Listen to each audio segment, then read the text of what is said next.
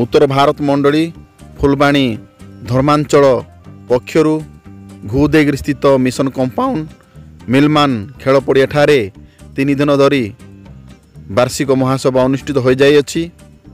यही सभा 28 तारिख रु आरंभ हो 30 तारिख पर्यंत चालू रही।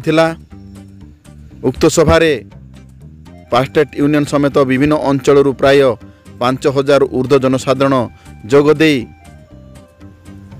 बाइबल रो प्रवचन शुणिथिले।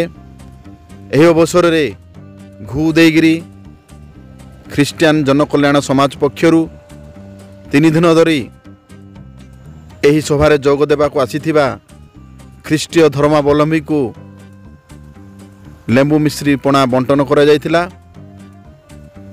एही कार्यक्रम रे घुदेगिरी ख्रीष्टियान जनकल्याण समाजर सभापति प्रशांत कुमार दास, उपसभापति आमोद चंद्र नायक, संपादक आमन चंद्र नायक, गणमाध्यम संयोजक गगन कुमार प्रधान, सदस्य फिरोज कुमार डिगाल, आरन कुमार नायक, अवनी कुमार प्रधान, दिलीप कुमार नायक, हेरद नायक समेत बहु युवा युवती सहयोग करथिले।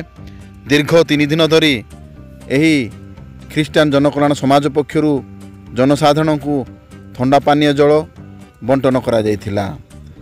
एपरी आगामी दिन मध्य जनसाधारण को सेवा जोगाई देवा निमंते समाज प्रतिश्रुतिबद्ध बोली समाजर कर्मकर्ता सूचना दे अछंती।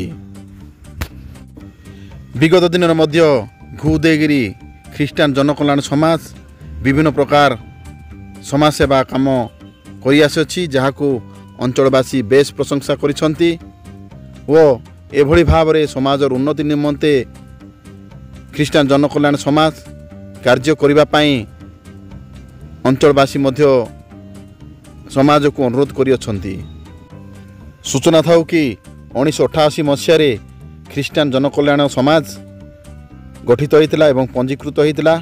परवर्ती मुहूर्त रे कंधमाल जिलार संख्यालघु संप्रदाय विकास निमंते एवं विभिन्न प्रकार दाबी को नहीं सरकार पाखे उपस्थापन करी संख्यालघु संप्रदायर विकास निमंते वर्तमान सुधा कार्य करि आसुथिबा समाज पक्षरु दाबी करा जायछि।